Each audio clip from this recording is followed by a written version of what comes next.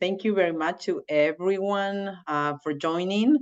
I think we are all here. So we are, I think, ready to go. And well, I would like to welcome you again, our esteemed colleagues and distinguished guests. We want to welcome you to the Reviewer Development Workshop 2024, our third edition. We are thrilled to have you join us for this insightful session focused on practical tools for reviewers. And as you probably already read, the goal of the workshop is to delve deep into two main questions. First one, what constitutes a critical review? And the second one, how do we, as a scholarly community, create reviews that are constructive and caring? And we will probably talk about that, especially at the end. I am Mariana Paludi, a gender and diversity scholar located in Chile. I'm the program co-chair for the CMS division. And before continuing, I would like to pass the torch to my co-chair in this endeavor, my colleague Penelope Muzanenhamo, to welcome you all as well. Penelope. Thank you very much, Mariana. And once again, thank you to everyone for joining us. And we are looking forward to a productive and very interesting session with this great panel. Thank you very much. That's all from me. Thanks.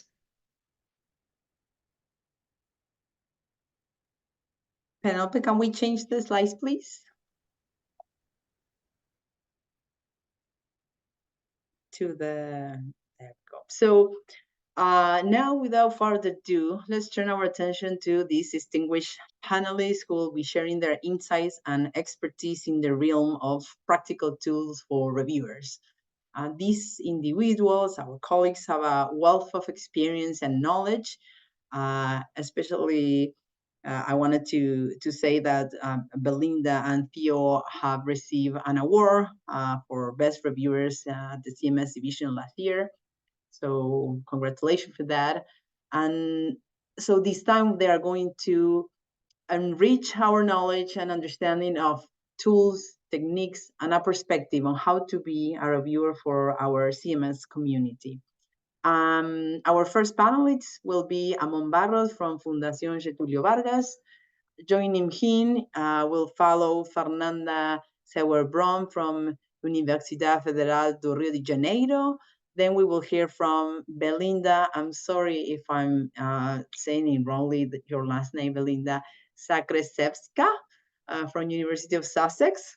And lastly, you had Armindo dos Santos de Sousa Teodosio, Theo, from Pontifical Catholic University of Minas Gerais. We are grateful for the time. Thank you very much for this Monday and your commitment to share your valuable insights from us today, with us today.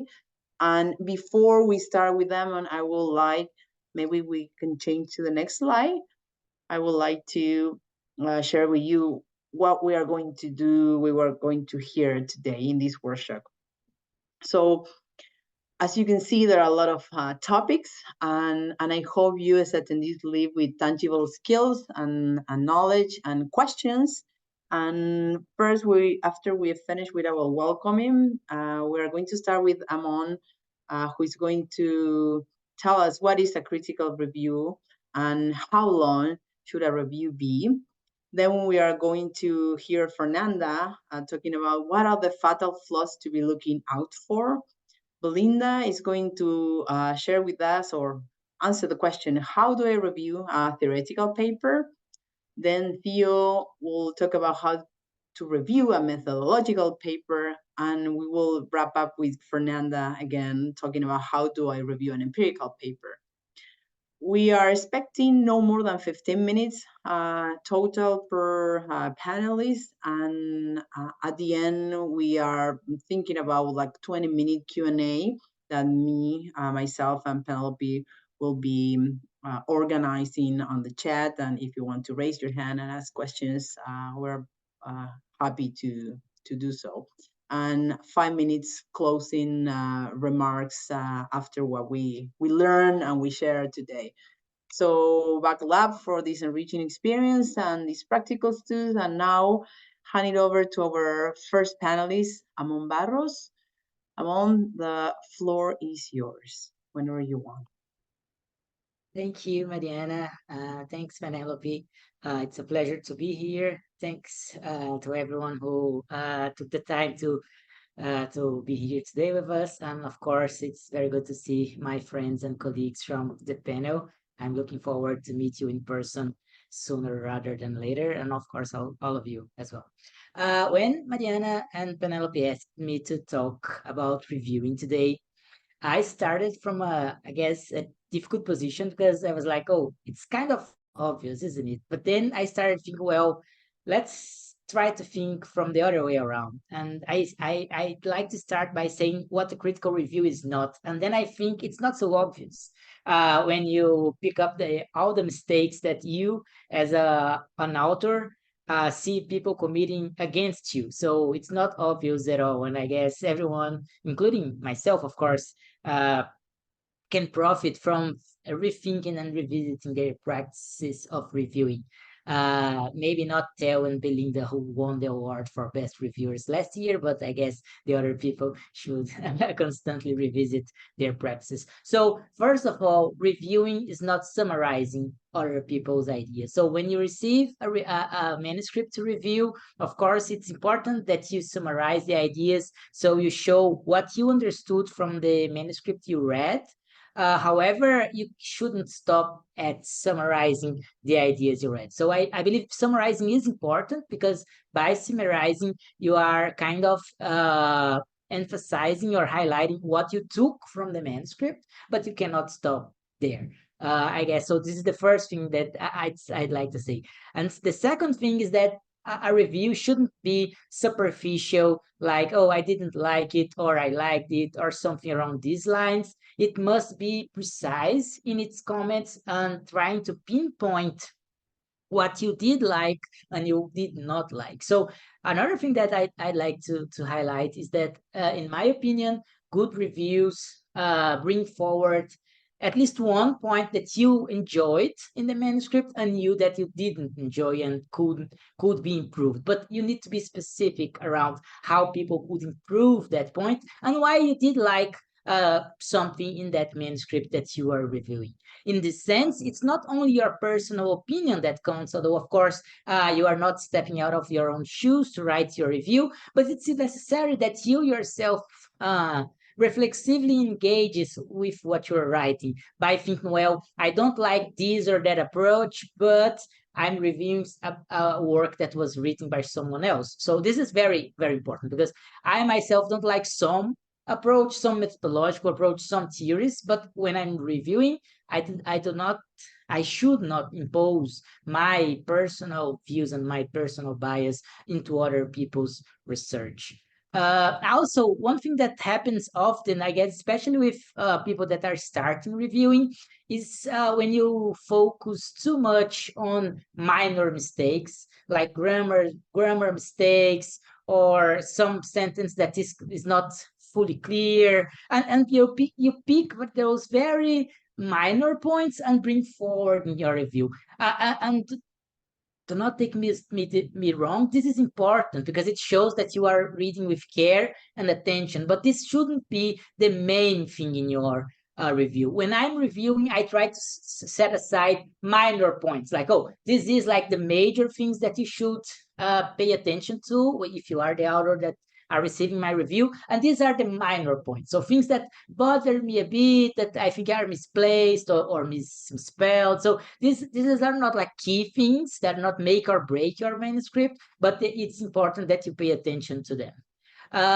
Also, you should always avoid being too harsh or too dismissive and using words that can harm people, like commenting about their, I don't know, their language, their ideas, if they got a theory right or wrong with mean words. Of course, you can argue, oh, I believe you did not understood. I do not agree with your understanding of this and that author or this your data or whatever. But you shouldn't say, well, you are clear unprepared to take, I don't know, whoever ideas on because you didn't read enough. So you receive this kind of stuff, right? So it's important that you are kind. Would you like to read what you are writing? I guess that's the question, right? If you are receiving your own review in a metaverse, would you like to read what you're writing?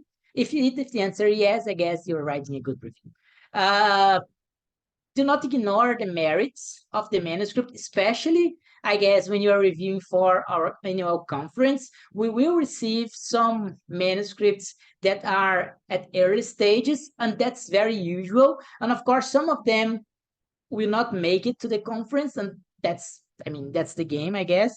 But also, all of them, or probably almost all of them, will have something good that you can highlight and say, well, overall, it didn't meet the standards we are expecting, but if you pursue this or that avenue, you have a good work for next year or for a journal submission. I'd like to think that when you are reviewing, you are working as a community member. So you are doing work that is for the community. You are helping other people to advance their ideas. And if you engage with the reviewing work along these lines, I guess you'll be doing a good work. And I'm almost finished already, Mariana.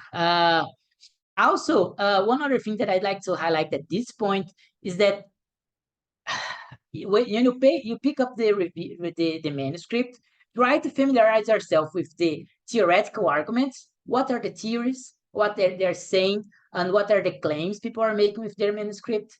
Pick up the methods that people are using. So how the data was gathered, how the data was organized, how the data was analyzed, and finally, how people articulated these two sections into developing new and unique ideas that engage in a conversation with existing literature. I guess if you do this work, and these are my 2 cents on this topic at this point, I guess you will be able to write a good review. And along the size or the length of a review, I don't think there is a length. I myself like to think that is your review covering all the sections, like the main sections: introduction, methods, theory, and conclusion discussion? Yes, it's covering. So it doesn't matter if it's 100 words. 100 words maybe it's too little, right? But maybe 300 words, 600 words, it's fine. It doesn't matter. You are covering what you think it's necessary.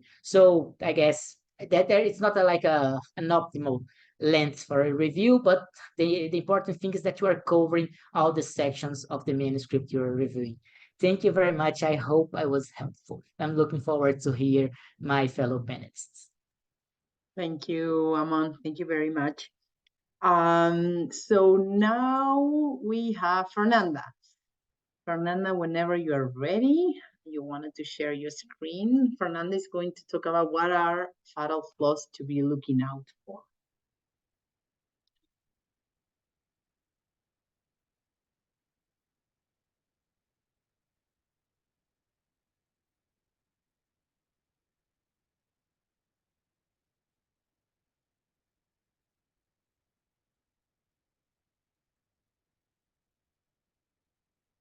I think, Fernanda, you're muted. Yeah, we can see you, but we cannot hear you. Oh, sorry, I was speaking. All again. And you're not listening. Okay, let's do it. Let's do it again. Thanks, Thank you. Belinda. Thank you, Mariana and Penelope and Richard for the invitation to be here and the opportunity to talk with old friends and new ones, to engage with the CMS in Touch initiative regarding reviews, something really important in the moment we are regarding the Academy of Management conference. Fatal flaws is a topic that seems a little bit, am I allowed to define what it is fatal in any sense? But I think that there are some aspects that we must look forward when we must look out and try to search in a paper when we are reviewing, considering everything that Amon has already mentioned. Part of his comments are connected to the idea that sometimes submissions to CMS they lack a solid critical argumentation.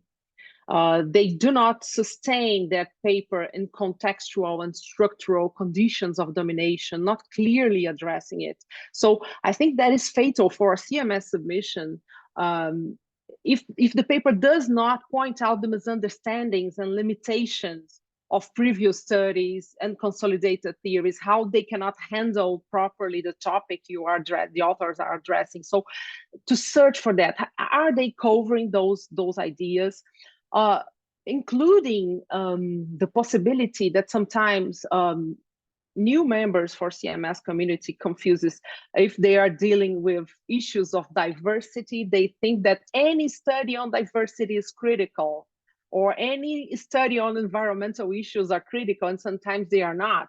You can be doing any studies on diversity policies that are too consolidated and does not challenge structural dominance and things that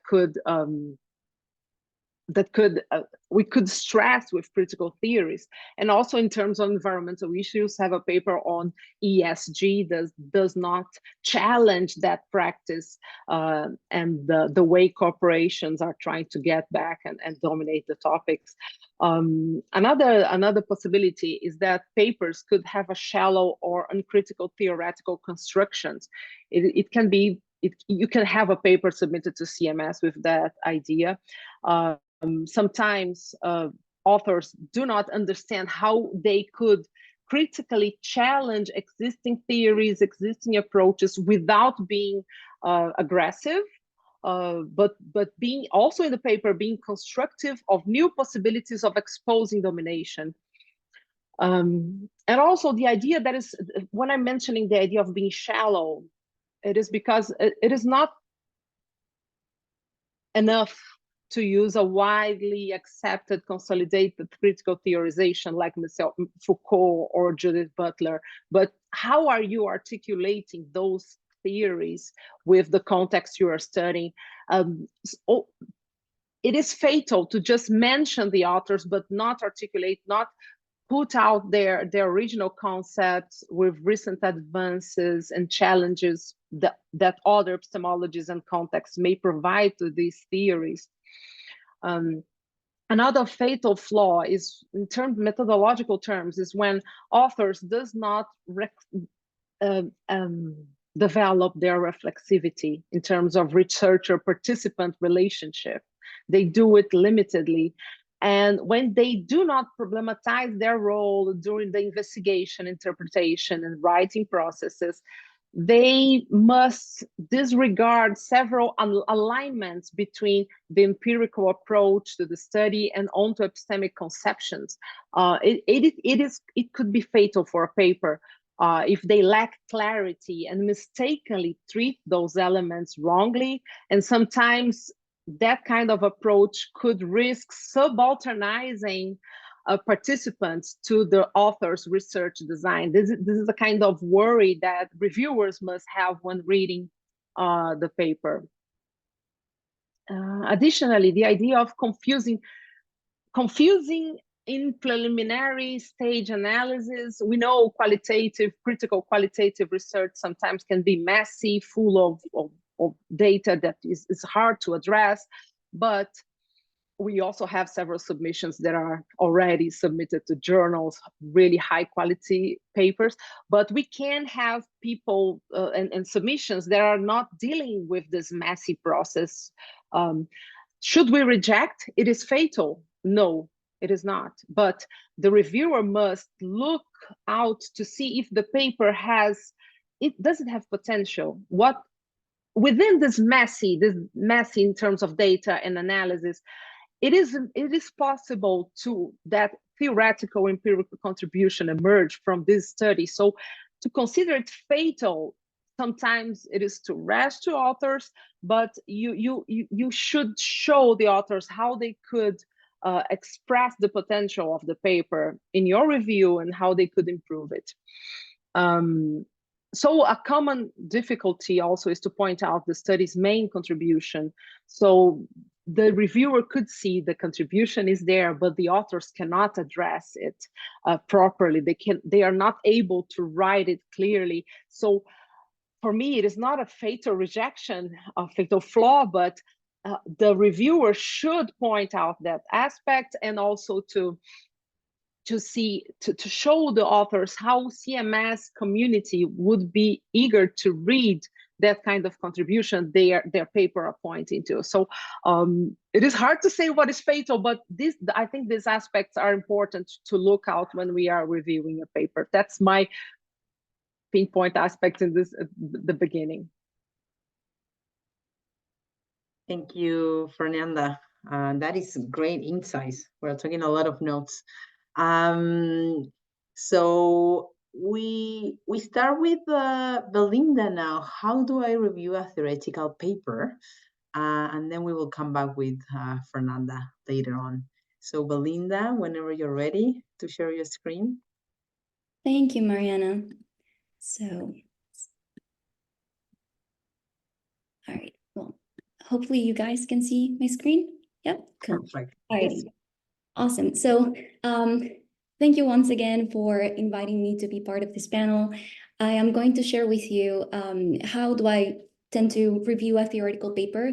And when Mariana approached me to, be part of the panel, I chose this topic because when I was doing my PhD, I submitted a paper that had a critical approach, and I learned a lot from being on the other side as a PhD student receiving the review. So here are some things that I learned from that process, also from my amazing supervisors who really know how to provide feedback, and also things that just happened naturally for me. But that I learned that some scholars had actually wrote papers on this. So I've also cited them in my presentation in case you want to review those. So let me start with what types of non-empirical papers we have.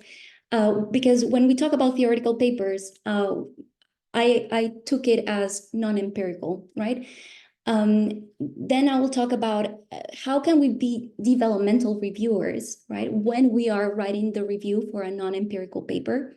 And the final bit will be just some tips that, I tend to do when I'm reviewing, and that definitely everything that I'll be saying here builds on what Amon and Fernanda have said so far. So, right. So when we are reviewing non-empirical papers, we have mainly three types, right? So if you want to check the distinction, here's the paper that I used for this, Gilson and Goldberg. And we have conceptual papers, for instance, right? And the things that will pop up in the screen, okay, don't take them, perhaps for you, this is very clear, right? And maybe you don't need me to be lecturing you on what a conceptual paper is.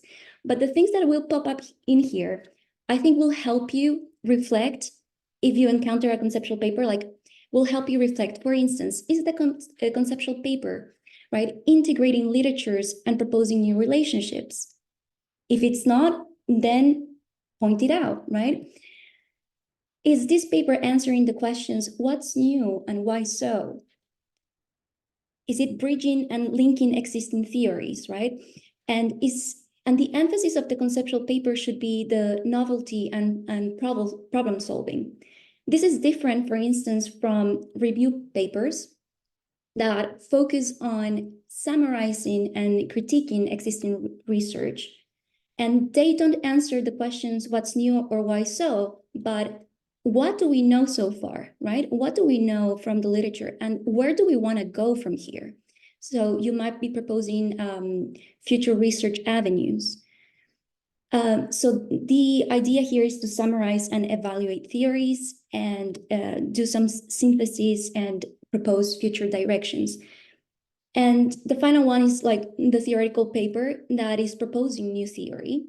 So constructs and models, and answers the questions, what's missing in the literature and how can we explain it, right? What's missing? How can a new theory explain a phenomenon, right, that we cannot yet understand with what we have so far? So it proposes and develops new theories, and its characteristic is originality and the explanatory power. So again, I think that this table will help you ask these questions when you are reviewing one of these types of papers. Now, how to be a developmental reviewer? And again, I need to say here that some of the things that I was doing were just very natural and were building on things that I learned throughout my PhD.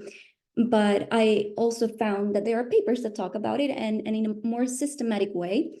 So for instance, Feldman says that there are two main ingredients. So one is helping the author understand what is wrong with the present manuscript and also trying to, and helping them figure out how to fix it, right? So it's not enough to say, hey, I don't know, like your review doesn't make sense, right? Like it's not, you haven't checked this or that journal. You need to say, how can you fix it, right?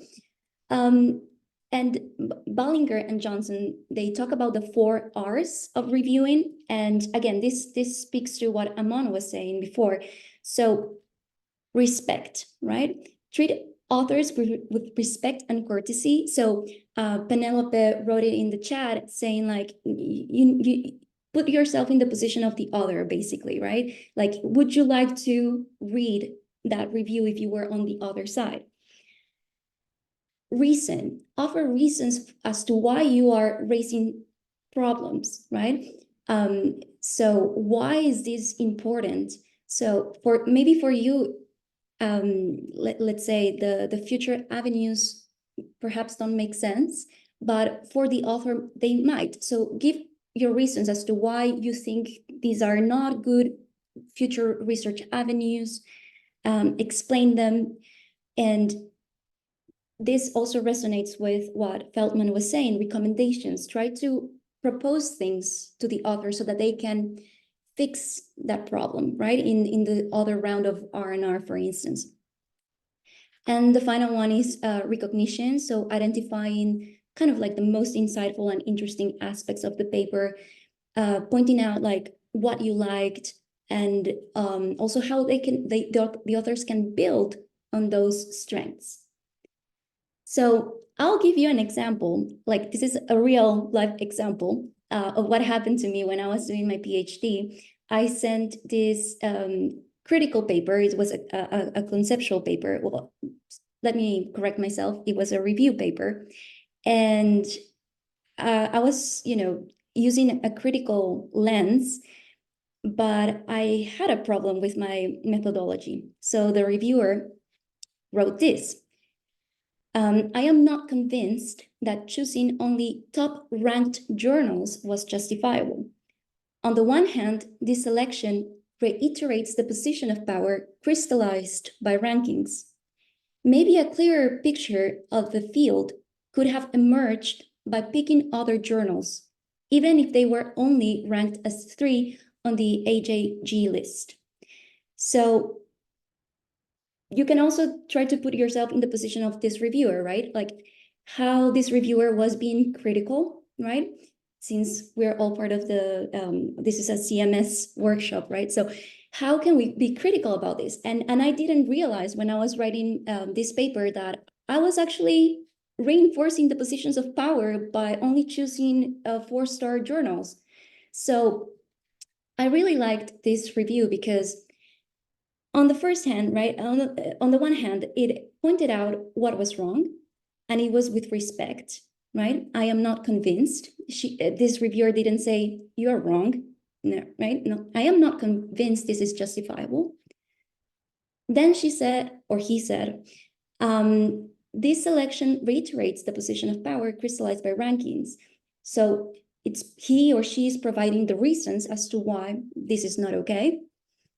And the final sentence is, hey, here's a recommendation on how you can fix it, right? Choosing other journals in the AJG list. So yeah, I think this sums up very nicely what Amon and Fernanda have been saying so far.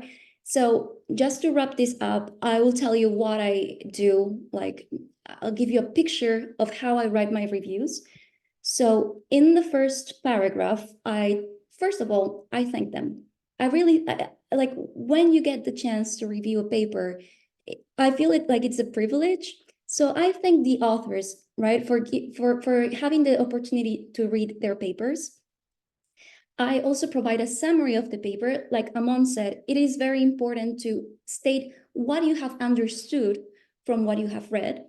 But again, the review is not a summary. So this could be just a couple of lines, right? So for instance, I understand from this manuscript that the authors are trying to examine this phenomenon and highlight what is good, what you've liked about this paper. Maybe point out that you have some observations, right, that can help the authors to achieve their goal of, and you can write the research question, and you just say, hope these are useful. So in the next paragraphs, right, you write your review, and I tend to divide my comments using the sections and subsections that the authors have used in the manuscript to guide them, right? I tend to number my comments as well. So it's very clear what I am trying to say, what are the main things that I've spotted. And something that I enjoy doing is posing questions. And again, this is something that I've learned from my supervisors. So you can try to recommend things, right? Like, for instance, the reviewer recommended me to use 3-star journals. But I tend to pose questions like, hey, what about a 3-star journal? Have you thought of this? Have you considered this or that, right? So pose questions, and that will also help the authors ask themselves that question and be like, maybe she's right, maybe she's not. And like Amon also said, sometimes there are minor things, right? Like grammar or something, the format, the table could be better formatted. So if you have minor recommendations, like just point in, what I would do is point them out, but don't spend too much time on those, and say that those are minor recommendations, right? Because they are useful anyways. So here's the list of the references that I've used, and hopefully this was useful. Thank you. Thank you very much, Belinda. Thank you for the clarity. Very good indeed. Thank you.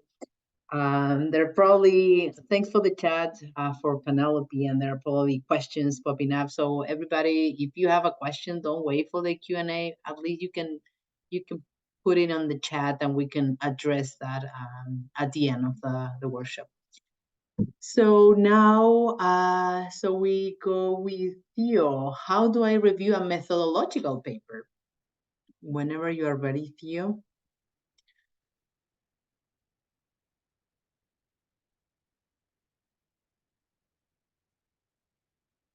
We cannot hear you. Are you seeing my presentation or not? So we can see you.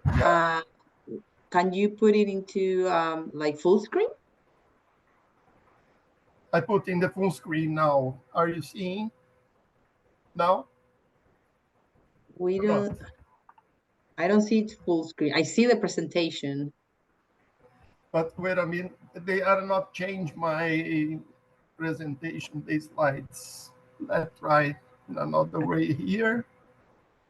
No. A minute, please. Are you seeing my presentation? Yeah. Yes, we can Yeah. see. And Yep. when I change the slides, are you seeing the changing? Yeah. Yes, perfect. Yes. Let's try to pull in a full screen. And now, are changing or not? No, they're not. You should skip the full screen and just use Yeah. the bars to go for the next one. Like that is okay. Like that. Yeah. Yes, It's okay. yes, Yes. it's perfect. Yeah. Thanks a lot. Nice to be here. Meet one more time the dear colleague Amon and Fernanda too, and Mariana and Penelope. Thanks a lot for the award, and very nice to know a little bit more about the ideas of my colleague, Belinda. Very nice presentation. Um, I'm talking from Brazil. Who I am and I think is important because when we talk about methodology, it's important to talk about who you are as researcher, I think. So I'm a PhD. I have a PhD on management, interdisciplinary background in economics, sociology, management. I'm associate professor at a postgraduate program in management in Brazil, Belo Horizonte, Minas Gerais state, close to Rio and São Paulo. And in the last 5, 6, 8 years, I'm specialized in engaged research, action research, critical pedagogy, and trying to build methodology of research in critical management studies that support the protagonism, autonomy, and centrality of local people, regular people, people from the communities as researchers too, not only the academic colleagues as researchers, scientists.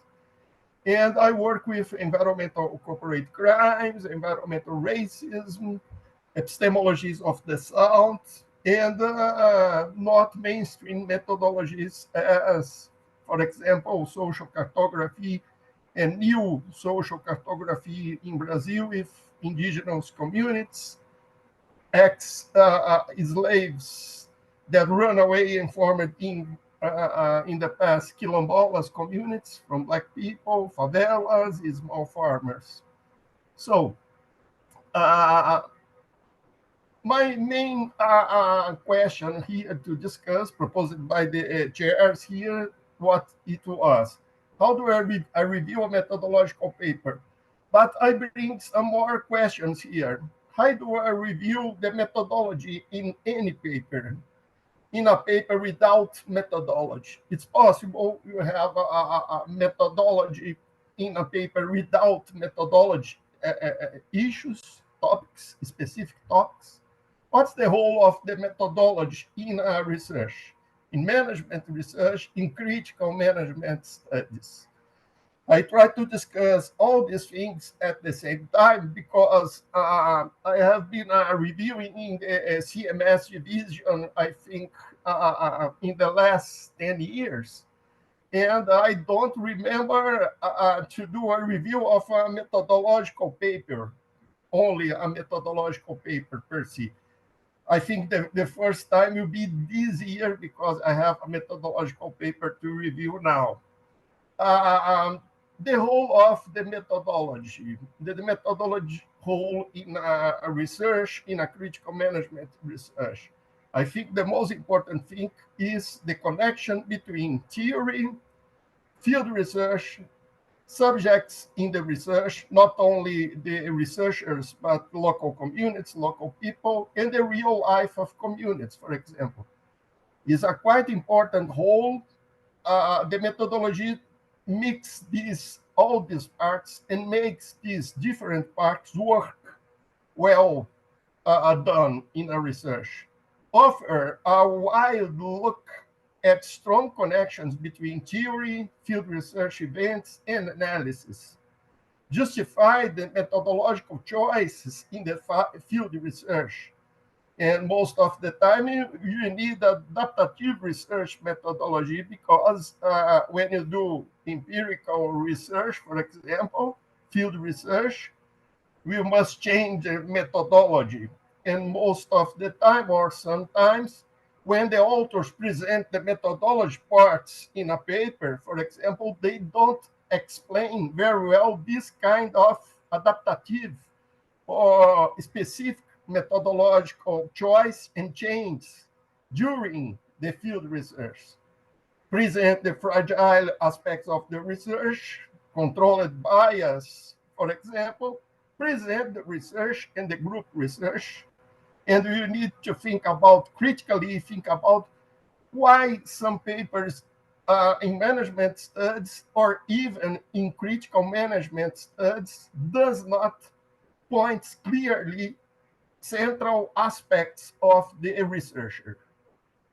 Why this kind of methodological option or epistemological option in a paper? And the strong connections between epistemology and methodology and theory too. So let's talk about some myths in methodology and management and methodology in critical management studies. I hope that I bring some important issues here to discuss with our communities in critical management studies. The first myth, a good research paper must have a methodology topic or issue clearly writing inside the paper. I think no. With take, for example, some papers that have a strong background from anthropology, sociology, another social science, for example. You have the methodology through all the paper, without any specific issue. A strong epistemology, the position as researcher, make a clear position about the political economy of knowledge production is most important than a clear topic about methodology inside the paper. Most of the time, I will show some people write very done methodology issues or subtopics in the paper, but they are not connected to the most important epistemology of the theory position. And when you talk about critical management studies, we must think all the time the power in the knowledge production in management, the political economy of knowledge production around the world, around the people that do some research from the South, global South, some research from the North, some research mixing North and in South communities. Epistemology and methodology in the could you be in the introduction, in the theoretical review, in the analysis, and in the final remarks of the papers. Without, we find is as a specific topic inside the paper. I hope I'm clear about this. The second myth is well-done methodologies result in a good paper. I think no. We can find very well-structured methodologies writing in the mainstream view of methods, but we can talk about this kind of methodology without soul, because there are weak connections between epistemology, theory, and field research reality, for example. And some of the times we can cut a methodology piece from the paper or thesis, for example, and put in another different thesis. The methodology works well or looks like very well done in another research paper or thesis. This is a problem because methodology is specific for each research, each paper. Methodology is not a collection of bullet issues well done in specific parts of in a paper, for example. But unfortunately, sometimes we receive some review from the reviewers demanding a clear explanation about methodology in a specific topic with bullet issues well done, for example. Critical management studies is not a place for quantitative studies. In the 10 years doing research, doing review for critical management studies is the third or fourth time that I received a quantitative paper to analyze in our division. I think critical management studies needs be a place for quantitative studies, and we can be very critical in our analysis through numbers. For example, in Brazil, in the global South, around the world discuss inequality based on gender or race or level of incomes of the people, we need some numbers, for example. We does not have good quantitative reviewers in critical management studies, and I think is not a problem of the division or our community. It's a problem of the way that business school teach methodology for all PhD candidates. Um, Another myth is CMS is a good place for not mainstream methodologies. I work with a lot of mainstream methodologies, and I said that maybe not even. Sometimes I had received some reviewers based on very traditional point of view about methodologies, even in the critical management studies division. A lot of traditional methodology mindset between critical researchers, for example, that make some contradictions between the epistemology, the theory, the research by itself, and the connection with the local communities, the local reality in the research. A lot of colonized research between critical researchers too, unfortunately. So what I think is well-done reviews analyzing methodology. And thanks for Amon, Fernanda, and Belinda, because my colleagues present a very good tips and important issues about write a well-done review. I think the most important thing is empathy, because you need a deep respect for not critical research and researchers is quite important. Polite feedbacks, of course. I think that our colleague Belinda put very well the gratitude, even say thank you for all, because all the work as reviewer is a learning working too, not giving tips for improve the papers, but learning a lot, reading papers from our colleagues. And I think it's important write a lot in the review. I think some colleagues say, no, don't write a lot, but I think it's important to establish a dialogue between the reviewer and the authors. And unfortunately, at the conference, you don't have this space. It's quite difficult to find some people that say, I review your paper. I do like to point some issues during your presentation here. So the space do you have to make a dialogue between the author and the reviewer is the review writing. The capacity to say no for all demands from reviewers. Most of the time, you have a lot of colleagues and friends as shares for some specific tracks. And sometimes we accept to do some urgent or emergent reviews without a background for that kind of review. More open mind for outras metodologias, as Marley Posebon from Canada, from Brazil, talked to us. Not mainstream methodologies. Never forgot the political economy of knowledge production and management, because we talk specific in critical management studies, we talk about a lot of colleagues from the global south with different way to think the science, to think the methodology, different connections between the university and the communities, for example.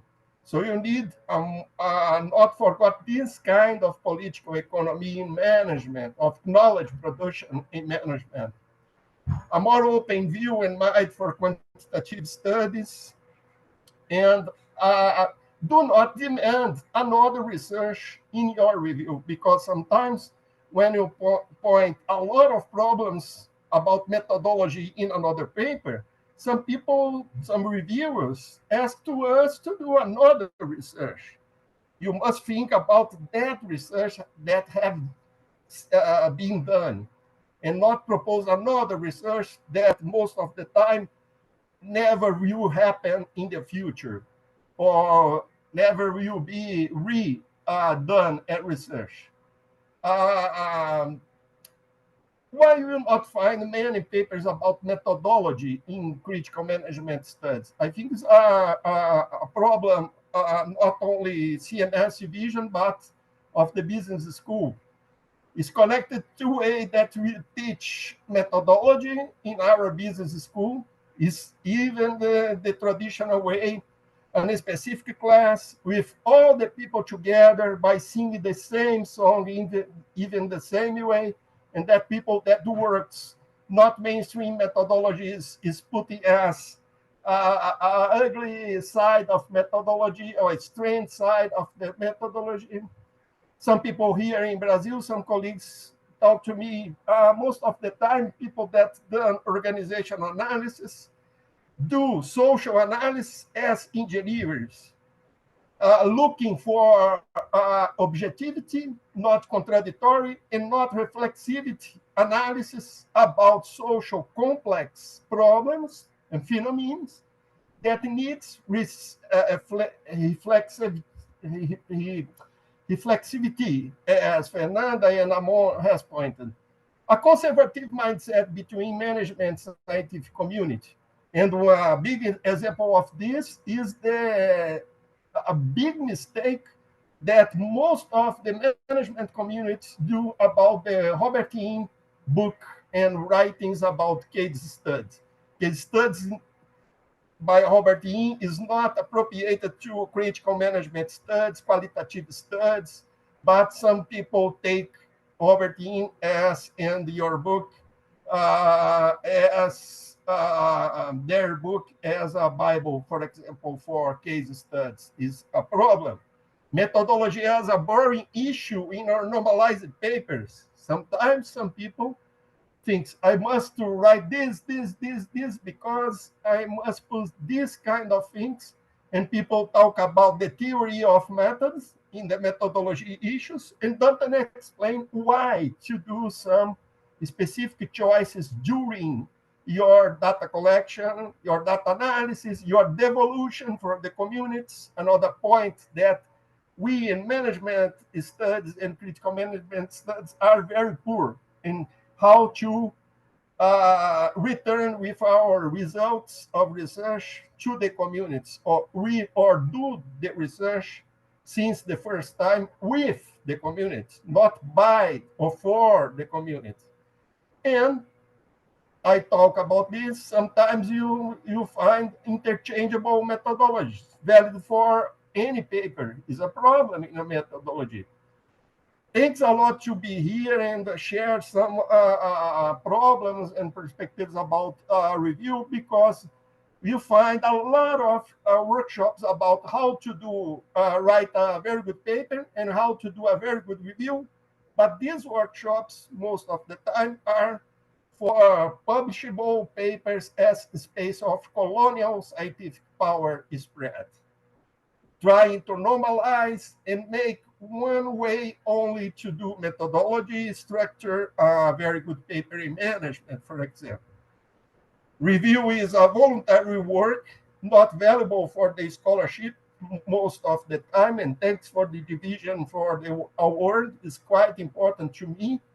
I think the work as review is one of the most important works as academic, as social scientists.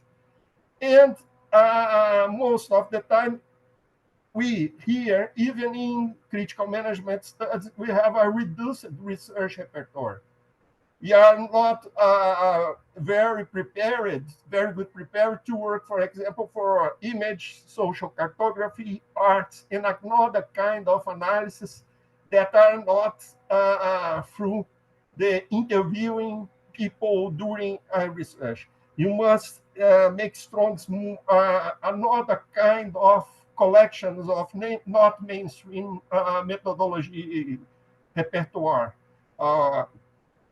And thanks a lot for being here. I think to be in touch, and nice. Thanks for sharing my ideas here. Thanks a lot. Thank you very much, Theo, for this great presentation as of the rest of you. I think there are probably a lot of questions. And if you, I will ask you later if you are able to, if you allow me to share your presentation with the community. Okay. Thank you. Of course, So, please share yeah. for all the people. Thanks a lot. Thank you. So we go with our final contribution or all panelists. Fernanda is going to talk about how to do a review of an empirical paper. And after Fernanda, we are going to go directly to the Q&A. Thank you, Fernanda. Okay, thank you, Mariana. Thank you, Theo. As Theo was commented, it is hard to define a common guide to review a paper, even theoretical, as Belinda was mentioning, or a methodological one. The same happens with the empirical paper. We cannot have a single criteria for reviewing the paper. So I'll be very brief to highlight some aspects regarding the process of reviewing and some attention we must have to the approach, style, and format that the authors decided. So I'll list some aspects here that seems too basic, but connects with our colleagues' comments before. And I think that this process, it is important for us to review and think about our role in doing this in this very simple stages. The idea of first doing a float reading to have an overall understanding of the paper. Sometimes we start doing a review trying to write it down. What do you think about the paper without being open to understand the author's perspective? So to know the objectives, the theories, the method they stated, to understand the structure, how they organize the empirical part, the discussion part. They made those sections and subsections with a logical argument that we need to understand fully. So I see that the second stage on the reviewing process is to step aside and reflect on our or your reviewer expectations about the topic and your impressions about the author's approach. It is, I'm mentioning this idea because it is a step necessary to respect the authors, not to impose your views on the author's paper. So the study is already done or in a final stage of development. Sometimes it is impossible to get back on the field and do additional interviews or collect additional data and documents. So it is important to respect what they have done so far.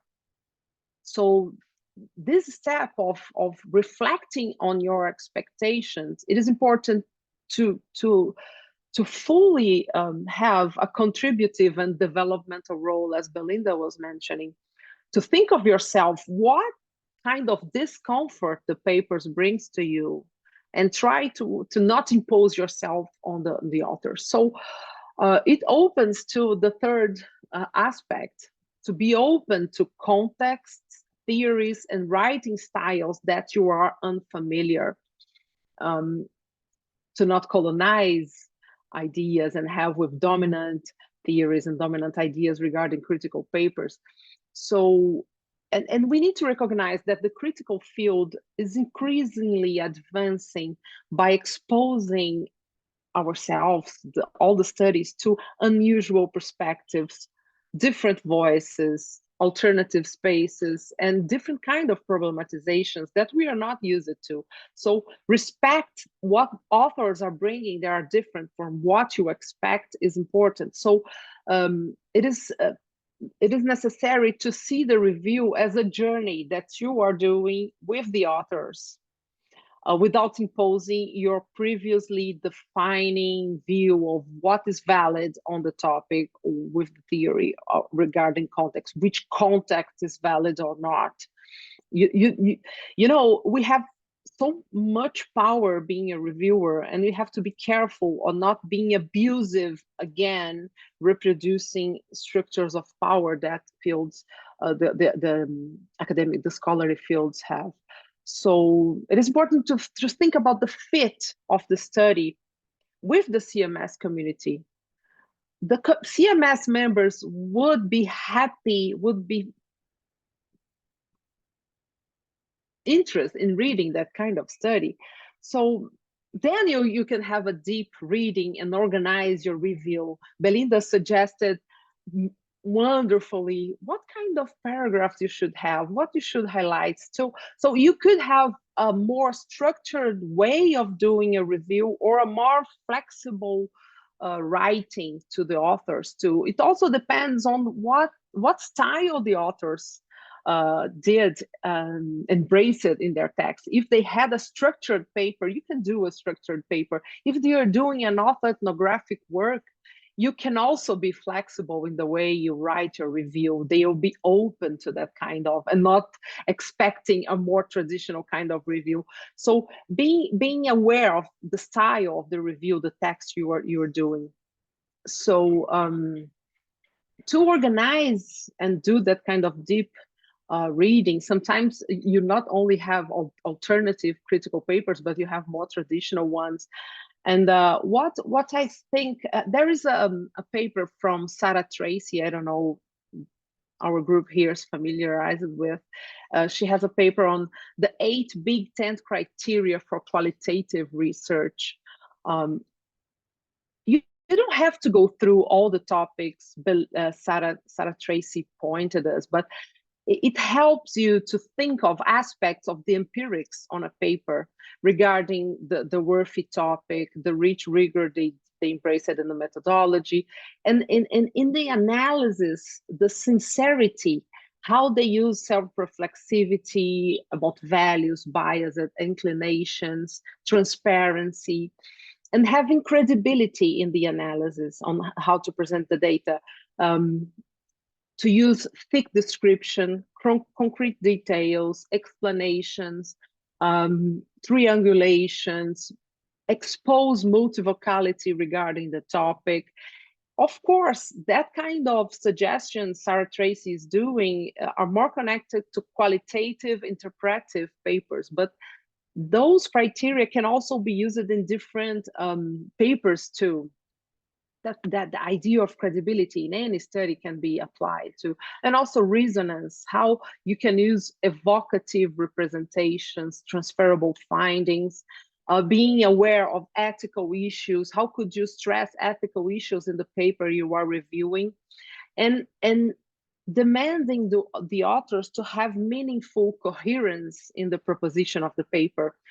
The purpose, the use of methods, the interconnectedness about literature, research questions, findings, interpretations, contributions, different kind of contributions the paper may have. So I think that some aspects could be useful for a reviewer to highlight in the empirical paper review. So in my 5th procedure, I would get back and check your final writing of the review before submitting it into the system. Remember that you are probably opening a dialogue with students or young scholars. They are trying to connect with the CMS community. It could be also a former community member, an old member that are aiming to provoke new debates, and it could challenge you as a reviewer, but you have to think of how this paper challenges you and try to expose what it has as positive and as interesting for the community.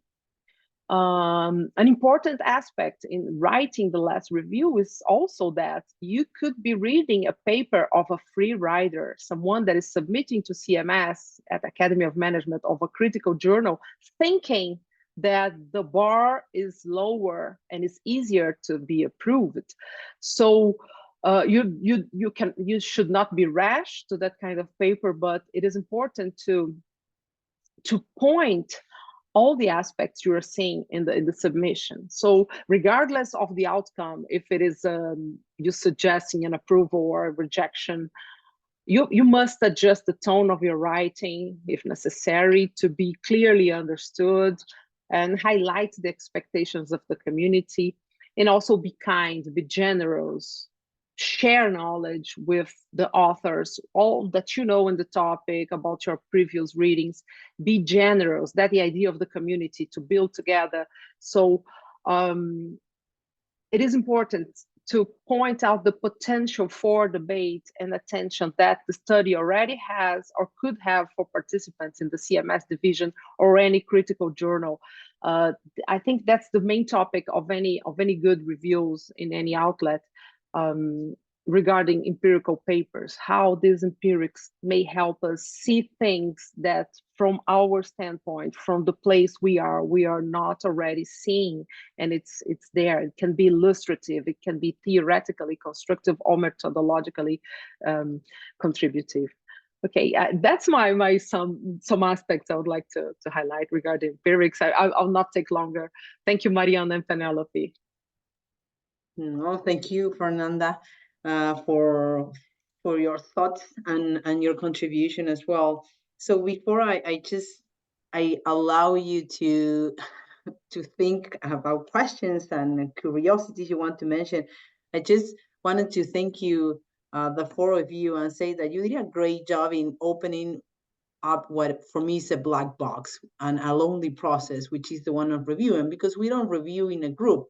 I mean, we are together somehow because we read papers, but it could be a very lonely process. So without rehearsing, in the four of you open it up in a beautiful way, and you complement each other, and you have a lot of topics in common, and well, I'm very happy, and I'm learning as well, because we're in the process of doing reviews for CMS. So just there are good tips and pointers and things to think about. So so we have 15 minutes, and I would like to open it up. You can, whoever wants to make a question, make a comment, maybe you can do it on the chat. Penelope is going to see that, or you can raise your hand, open the microphone, say who you are, where you are, and thoughts or questions. We are happy to hear you.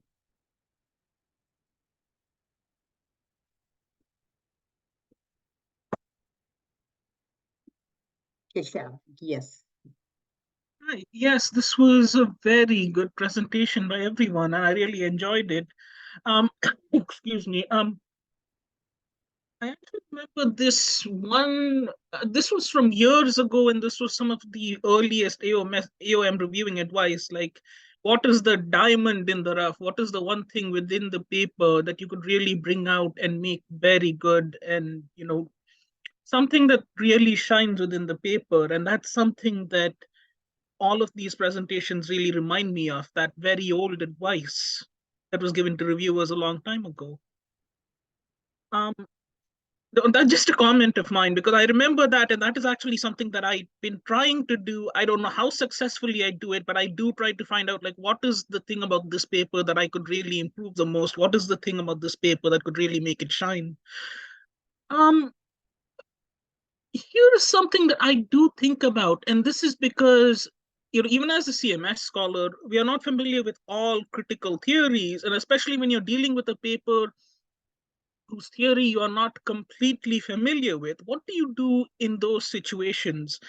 I ask because I usually tend to default to arguing about the logic of the paper, and even the best written papers sometimes have what I see as logical flaws, something that does not make sense in them.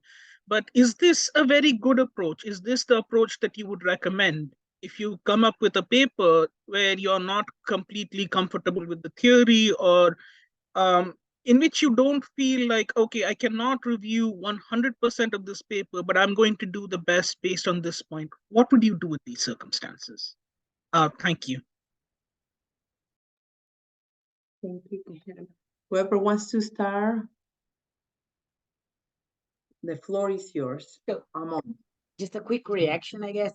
So thanks, Kshav, for your comment. I believe that the diamond and the rough thing is even more important when we are reviewing for a conference, because the idea is that people will show their ideas to the audience. So it's not a publication, like proper publication. So I believe that when we're reviewing for conferences, taking bets is more acceptable. So, oh, I believe this argument could be improved and so on. So I believe that for a conference, we should have more leeway to do that. Although, of course, the Academy of Management Annual Conference is a bit competitive. On the matter of how do I deal with when I do not totally, I don't know, fully understand or know or grasp the topic. I believe that you need to know your limits, right? I mean, for a conference, these limits are more acceptable, I guess. So you can like, in a way, you can count with the fact that there will be another 2 reviewers, and again, this is more of a tentative thing. But when we are reviewing for a journal, then I believe that you need to talk to your editor or associate editor and say, well, I can't handle this because of this or that, or should I handle this focusing only on this or that aspect? And if the editor or associate editor says yes, then you move forward. Otherwise, I believe it's better if you recuse the reviewing from the reviewing process. Yes, Belinda. So thank you very much for your question. And I do echo what Amon has said. You know, it depends, right? If you're reviewing for a conference, if you're reviewing for a journal, but in case you are reviewing for a journal, if the paper is not giving you enough information, then that's, you know, one of the things that you can point out to the authors, like maybe they need to expand on the concepts that they are not too clear.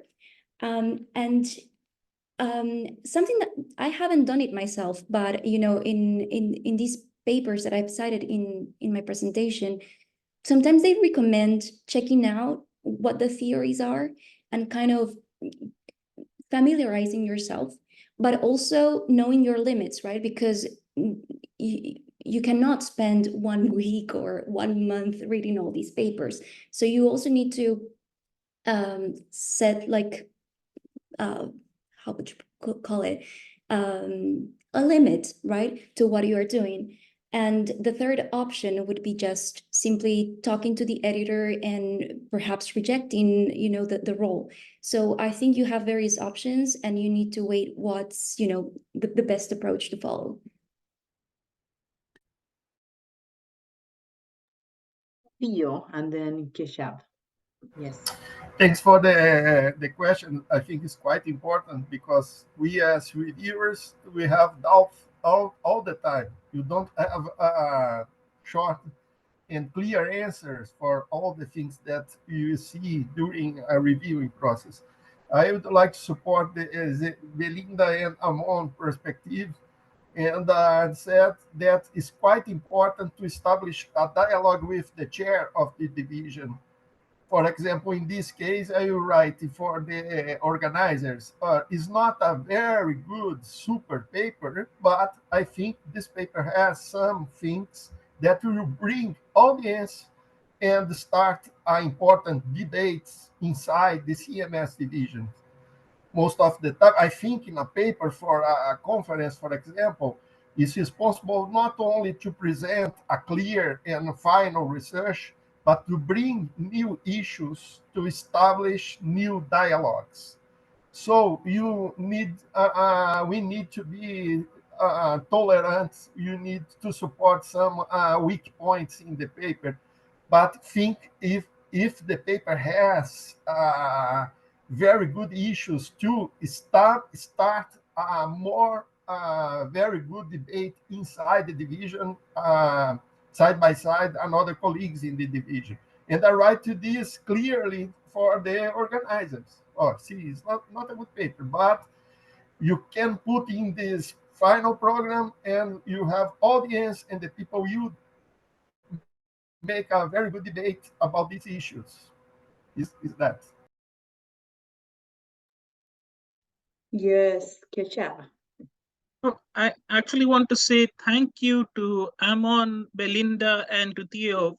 Thank you. Those are very detailed answers and very good answers. And just to answer one of Amon's questions, I was actually thinking, yes, very much in terms of conference reviewing, because sometimes with the AOM CMS division, I land up with papers that I am not completely familiar with. And yes, especially if I'm reviewing for a journal, it is much easier for me to talk to the editor and say, all right, I do not feel completely comfortable reviewing this paper for these particular reasons, and I don't know whom to send it to. I don't know which possible substitute review to think. Like, it is easier for me to do that, but with AOM and with the CMS division, and especially since we have to do things within a much shorter time limit, it is a different matter. But yes, thank you very much. Thank you, all of you. Uh, just to chip in there, if I may, I think sometimes when we say no to particular reviews, we are also respecting the authors and ourselves. I recall once a friend of mine, they got a paper that was criticizing their work, and they would have been biased in writing a review. So they wrote back to the editors and said, no, I can't do this because it will be very personal. So yes, I think it's okay to go back and say, I would love to, but I can't do this because of the limitations like everyone else on the panel has mentioned. That's all I wanted to say. Thanks. Thank you, Penelope. Does anybody has another comment or question? I don't know if we have like newcomers here, and we are in the process of doing reviews. I take a lot of like words, like dialogue, kindness, generosity. It seems to me, if I may made a comment, that as I said before, there you open up a black box, especially for like recently graduate PhD students. This is a huge thing. It's just I remember trying to understand like how you do it, and nobody sits with you and said, so this is how you read. Remember when we start like reading and writing, like you repeat words. There is a very structured, probably old-fashioned method of repeating. Reviewing is just kind of a craft. So I remember reading other people's reviews. So thank you very much, Belinda, like for showing how somebody make a comment and how you answer that, because that is like, oh, okay. That's insightful. It allows to see something and like be ready for. But it seems to me that it takes a lot of a generosity. Somebody mentioned that in the sense that we have to somehow like put ourselves on the side um, and try to help somebody else be altruistic, like contribute, because somebody else did that with us in the past. And of course, not we have to do that in a certain way with kindness, but we also need to have ethics and of course like improve our own community, because that person is going to be part of us, and it's going to be, now we are like Penelope and I, and then we'll be somebody of you, and that's how it grows the community. So I think it's great that you open it up. If anybody has another comment or question, if not, I'm wanting to thank again. Oh, Theo, yes. One last question, because I think I could explain clearly during my presentation, is about some papers where you can imagine, you could not imagine who is the researcher. I think in some kind of research and papers is a big problem. For example, I'm a white man that do some research about black poor women in Brazil, for example.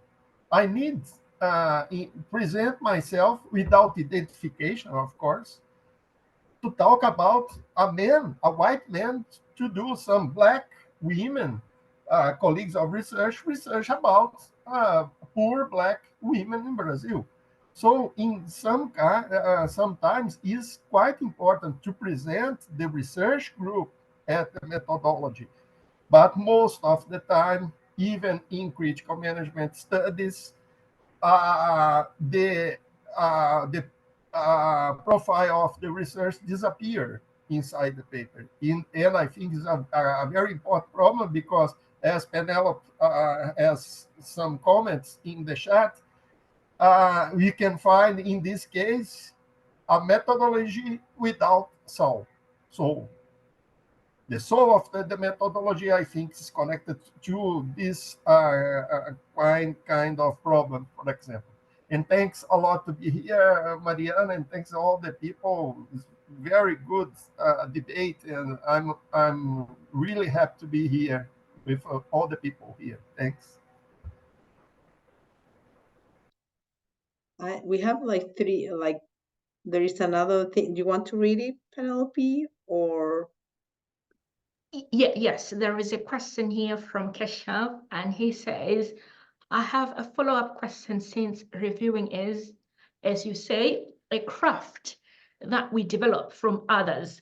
I have had trouble doing so because in the past, as a PhD student, I've had a lot of very poorly written reviews from the Academy of Management, the SMI, GDO, and even CMS divisions. They did not help me develop my papers and did not help me develop as a reviewer. So what do you do when you get a review that is bad and not in being critical of your work, but being a poor review of your work? So what do we do if we get reviews that are poor, that are constructed just as poor reviews? How do we handle them? I think that's what Keshav is asking us. May I jump in?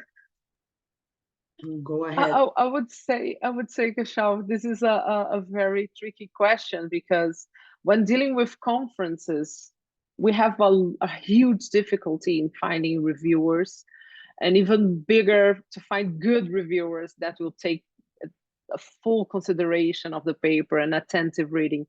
It's really hard.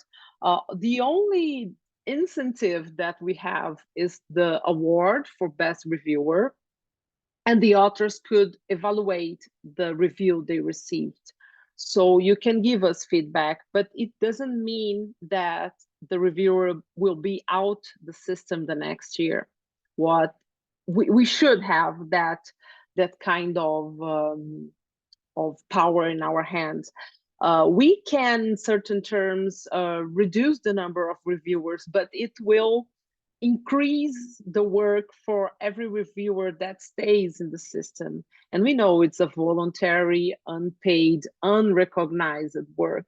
So it is very tricky how to handle it. When we are talking about a journal, it is easy to do that because we can talk to the editor, the associate editor, and that person will face problems when submitting, or even to stay as a reviewer in the journal.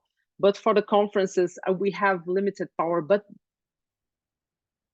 you have to talk back to the conference main program chairs, like in the AOM or other conferences. Maybe it could help us in the future. But to do that and to demand better reviews puts you in the place to be committed to do good reviewers for others. So the idea of having that kind of workshop is in the sense to prepare colleagues and to discuss idea with colleagues that are unhappy with the reviews they are receiving and wants to contribute to the others. And I think that we can learn also with the mistakes people have made with us in the past. What bad review I received that I don't want to reproduce? I don't want to submit anyone to that kind of bad comments of bad treatment. So these are my points to this question you've made that is really hard to handle. Yeah, thank you. Good job. It will be sure we are like about on time to wrap it up. You want to make a short comment, or we go through coffee in Chicago? I know. Anyway, actually, the short comment was about the kind of reviews that I was thinking about, and these were like a plague of my time as a PhD student. Thankfully, they seem to have come down now. And I probably because I am now paired up with people who have had more experience reviewing at AOM. But I remember that as a PhD student, I would often land up with 1 or 2 sentence reviews or reviews that were, well, simply very nasty in their language. But the worst, I think, were the 1 to 2 sentence reviews because they were like complete throwaway reviews.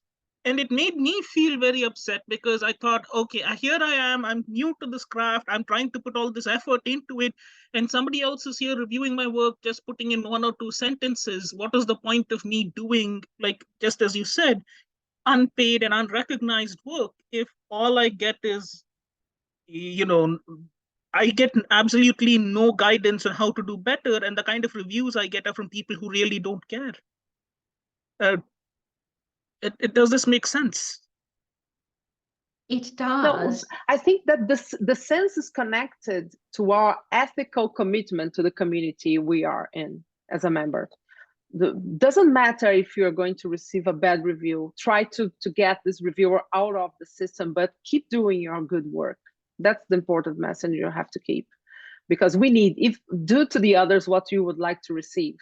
So please be connected, be doing good reviews despite, and help us to try to clean the system of bad reviewers. Thank you. I understand. Thank you. Thank you, Gicha. Thank you, everyone. For the sake of time, I wanted to say again, thank you. This is going to be recorded and uploaded to our YouTube channel. And I will add also over there the references of each of the panelists, so you have all the information. And I hope to see you in Chicago, or if you have any question, you can email me or Penelope. We'll be happy to create more community. Thank you. From me too. Thank you, everyone, and see you in Chicago. Bye-bye. Thank you, people. Goodbye. Bye-bye.